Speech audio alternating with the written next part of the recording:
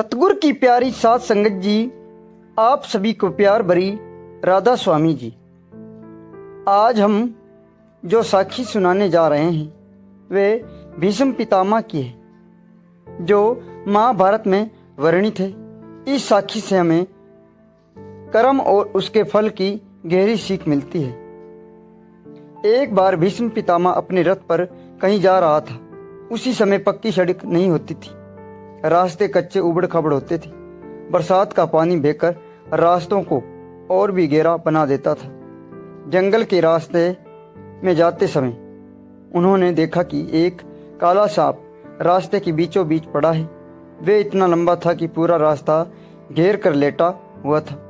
भीष्म पितामह ने पहले रथ को रोक दिया। उन्होंने आवाज लगाई, थोड़ा शोर किया ताकि सांप अपने आप हट जाए और झाड़ियों में चला जाए, लेकिन वे सांप नहीं हिला। भीष्म पितामह ने सोचा कि यदि रथ को उसके ऊपर से निकालेंगे तो वे घोड़ों को डस सकता है।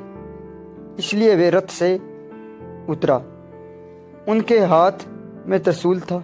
उन्होंने त्रिशूल से सांप को उठाकर दूर जंगल की ओर फेंक दिया, ये सोचकर कि वे बच जाएगा। परंतु वे सांप जाकर एक कांटेदार पेड़ पर गिरा। उस पेड़ के कांटे बहुत तेज और मजबूत थे। सांप के पूरे शरीर में कांटे चुभ गए थे। वे बुरी तरह फंस गया। वह छूटने की कोशिश करता रहा, कभी आगे और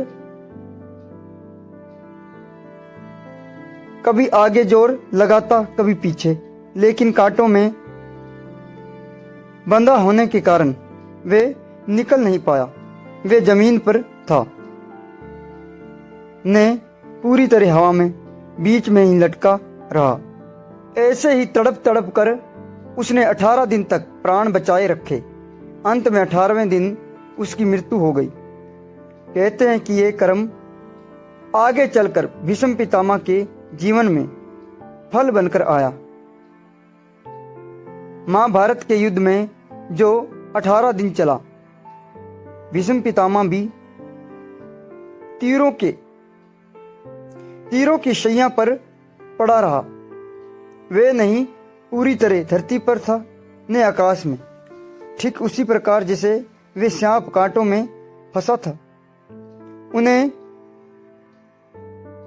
इच्छा मृत्यु का वरदान प्राप्त था। वे जब चाहे तभी अपने प्राण त्याग सकता था। इसलिए वे 18 दिन तक तीरों पर लेटा रहा। समाप्त हुआ। कौरवों का विनाश हुआ, पांडवों की विजय हुई। भगवान श्री कृष्ण पांडवों के साथ था। जहाँ धर्म और सत्य होता है वहाँ अंत में विजय अवश्य होती है। इंसान चाहे अनजाने में ही क्यों ना कोई कार्य करे, उसका फल अवश्य मिलता है। कर्म का लेखा जोखा बहुत सूक्ष्म होता है। अहंकार करने वाला व्यक्ति अंत में झुकता है, और जो सत्य के मार्ग पर चलता है उसका सिर सदा ऊंचा रहता है। इसलिए हमें हर काम सोच समझकर दया और विवेक के साथ करने चाहिए। अहंकार के बारे में एक बात कही जाती है, जो व्यक्ति ऊपर की ओर मुंह करके थूकता है वे थूक उसी पर वापस गिरती है। अहंकारी मनुष्य भी ऐसे ही होता है। वे अपने ही अहंकार से नष्ट हो जाता है, उसे कोई और नष्ट नहीं करता।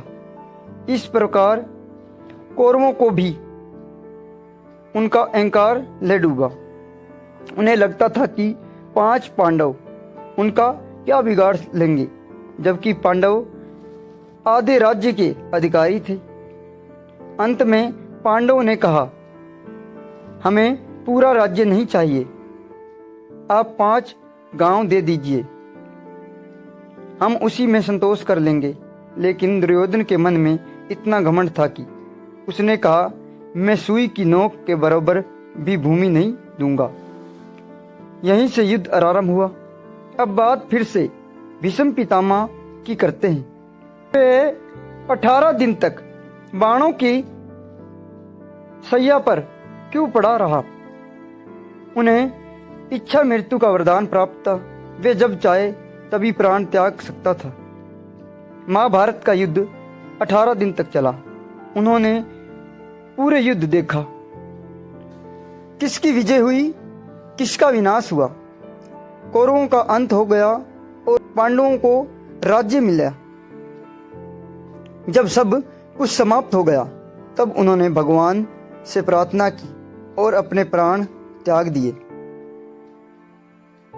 कभी कभी हमें किसी की भलाई करने चाहते हैं, लेकिन परिणाम हमारे अनुसार नहीं आता। इसका अर्थ यह नहीं कि हमें भलाई करने छोड़ देना चाहिए। भीष्म पितामह ने सांप को मारने के लिए नहीं बल्कि बचाने के लिए फेंका, किंतु परिणाम अलग निकला। यह सब कर्मों और प्रभु की इच्छा से होता है। जो इस संसार में आया है उसे एक दिन जाना ही है। कोई दिन रात से नहीं बच सकता, कोई अंदर बाहर से नहीं बच सकता। अंत सबका निश्चय है। भगवान की इच्छा के बिना कुछ भी नहीं होता। वाणी में भी आता है, वाला वही है, मनुष्य के हाथ में कुछ नहीं। हमें क्या मांगना चाहिए? अक्सर हम प्रभु से धन, पद, शांति और सुख मांगते हैं, लेकिन वाणी कहती है यदि हम संसार की वस्तु मांगते हैं तो वही आगे चलकर दुख का कारण बनती हैं। यदि हम प्रभु को ही मांग लें तो सब कुछ मिल जाता है। हम संसार की वस्तुओं को अपना मानते हैं। यदि घर मेरा है, ये घर मेरा है, ये धन मेरा है, ये परिवार मेरा है, परंतु प्रभु को पराया समझते हैं। जिस दिन हमें प्रभु को अपना बना लेंगे, सारा संसार अपना लगने लगेगा। वाणी में भी कहा जाता है यदि तू मेरा हो जाए तो सारा संसार तेरा हो जाएगा। जैसे माता पिता अपने योग्य और आज्ञाकारी पुत्र को ही घर की जिम्मेदारी सौंपते हैं, वैसे ही परमात्मा भी वही शक्ति है और कृपया उसी को देते हैं जो योग्य और विनम्रता होता है। जो घमंडी होता है वे थोड़े से धन में भी भूल जाता है, और जो विनम्र होता है वे सच्चा अधिकारी बनता है। इसलिए हमें अहंकार छोड़कर विनम्र बनकर प्रभु को ही मांगना चाहिए। सच्चा धन नाम का धन है।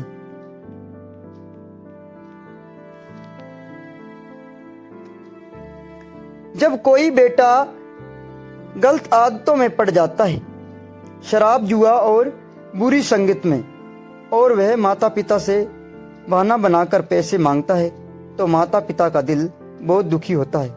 वे जानता है कि वे जूते, कपड़े या जरूरत सामान नहीं खरीदेगा, बल्कि गलत काम में पैसा खर्च करेगा।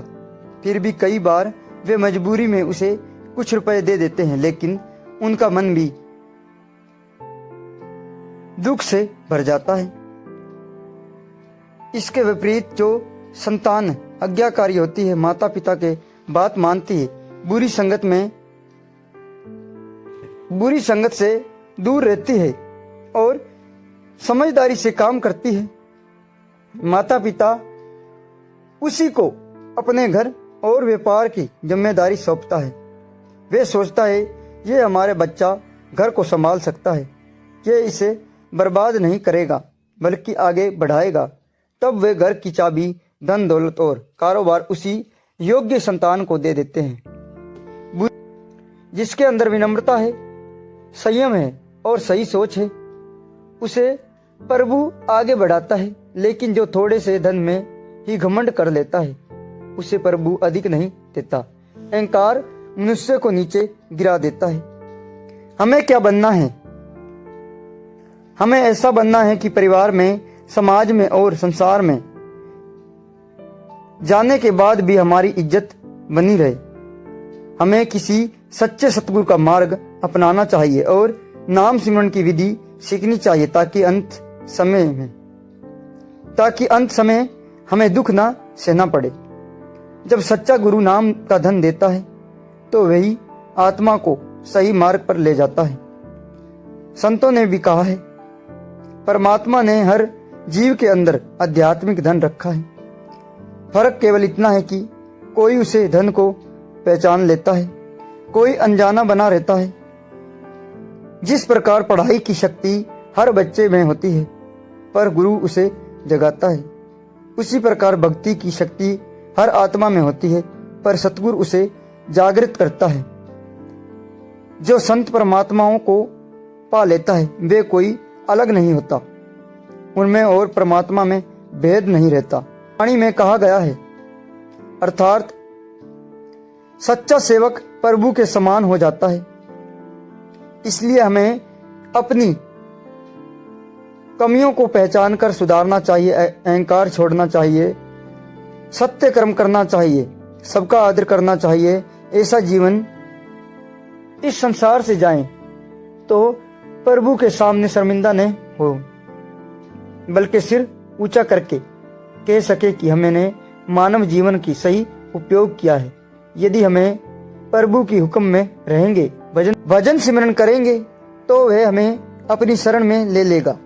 जैसे माता पिता अपने प्रिय बच्चे को गोद में उठा लेता है, वे प्रभु भी अपने आत्मा को प्रेम से अपने पास बिठा लेता है। इसलिए हमें सच्चा इंसान बनना है, नेक काम करने हैं और विनम्रता रहना है। मनुष्य जीवन बहुत अनमोल है। ये केवल खाने पीने, कमाने और परिवार पालने के लिए नहीं मिला। ये जीवन प्रभु को पाने और पहचानने के लिए मिला है। हम दिन भर संसार के कामों में लगे रहते हैं पर कभी यह नहीं सोचते कि हम यहाँ क्यों आए हैं। संत महात्मा बार बार समझाते हैं, ये शरीर एक सराय की तरह है। हमें यहाँ कुछ समय के मेहमान हैं, जो आए हैं उसे एक दिन जाना ही है। फिर समझदारी किसमें है, संसार में उलझकर खाली हाथ जाने में या प्रभु का नाम कर जाने में। धन दौलत घर बार जमीन जायदाद सब यहीं रह जाने हैं। कोई भी चीजें हमारे साथ नहीं जाएगी, साथ जाएगा तो केवल हमारा कर्म और प्रभु का नाम। इसलिए संत कहते हैं, जो कमाया है वे नाम कमाओ, जो जोड़ना है वे सिमरन जोड़ो। जब मनुष्य भजन बंदगी करता है तो उसके अंदर धीरे धीरे बदलाव आने लगते हैं। उसका क्रोध कम होता है, उसका लोभ कम होता है, उसका अहंकार कम होने लगता है। वही दूसरों की बुराई देखता है, वह दूसरों की बुराई देखना छोड़ देता है और अपनी कमियां देखना शुरू कर देता है। यही असली सुधार है। हम अक्सर दूसरों को बदलना चाहते हैं पर असली परिवर्तन तब होता है जब हम स्वयं को बदल लेते हैं। यदि घर का एक सदस्य भी सही मार्ग पर चलना लगे तो पूरे परिवार का वातावरण बदल जाता है। परिवार से निम्रता, प्रेम से, नम्रता से, सेवा से बहुत कुछ बदला जा सकता है। हमें हमेशा याद रखना चाहिए, प्रभु हमें देख रहा है। वे हमारे मन के भावना जानता है। यदि हमारा इरादा सच्चा है तो वही हमारे छोटी सी कोशिश को भी स्वीकार कर लेता है। और यदि मन में कपट है तो बाहरी दिखावा किसी काम का नहीं। इसलिए साथ संगत जी, आइए हम आज से संकल्प करें, अहंकार नहीं करेंगे, किसी का बुरा नहीं सोचेंगे, जितना हो सके भलाई करेंगे। जहाँ गुरु की शरण में रहकर नाम सिमरन करेंगे, ताकि जब ये जीवन पूरा हो तो हमें पछताना न पड़े। हमें सिर झुकाकर नहीं बल्कि हम प्रभु की कृपा की शांति के साथ उसके पास जाएं। यही मनुष्य जीवन की सच्ची सफलता है। त्याग का अर्थ यह नहीं है कि हम घर बार छोड़कर जंगलों में चले जाएं। सच्चा त्याग मन का होता है। हाथ काम में रहे पर मन प्रभु में रहे, यही सच्चा मार्ग है। हम संसार में रहते हुए भी त्यागी बन सकते हैं। त्याग किसका करना है? बुरे विचारों का त्याग, अहंकार का त्याग, लोभ और क्रोध का त्याग, दूसरों की बुराई देखने की आदत का त्याग, यही सच्चा त्याग है। जब मनुष्य अपने अंदर झांकना शुरू कर देता है तो उसे पता चलता है कि असली लड़ाई बाहर नहीं भीतर है। दुनिया से जीतना आसान है पर अपने मन से जीतना कठिन है। जो मन को जीत लेता है वह सच्चा विजेता है। त्याग का एक और अर्थ है फल की इच्छा छोड़ देना। हम अच्छे काम करें पर बदले में प्रशंसा की उम्मीद न रखें। हम सेवा करें पर नाम की चाह न रखें। जो कुछ करें प्रभु को अपूरित करके करें। जब मन हल्का हो जाता है तो जीवन भी हल्का हो जाता है। फिर चिंता कम होती है, शांति बढ़ती है। त्याग से भागना नहीं, त्याग से जुड़ना और जागना है। आइए हम आज से यह अभ्यास करते हैं। जहाँ क्रोध आए वहाँ धैर्य रखें, जहाँ घमंड आए वहाँ विनम्रता रखें, जहाँ लालच आए वहाँ संतोष रखें। धीरे धीरे मन बदलने लगेगा। सच्चा त्याग वही है जिससे हमारा मन प्रभु के चरणों में टिक जाता है। जब मन प्रभु में लग जाता है तो संसार अपने आप हल्का लगने लगता है। इस मार्ग पर चलकर आत्मा अपने असली घर की ओर बढ़ती है। राधा स्वामी जी।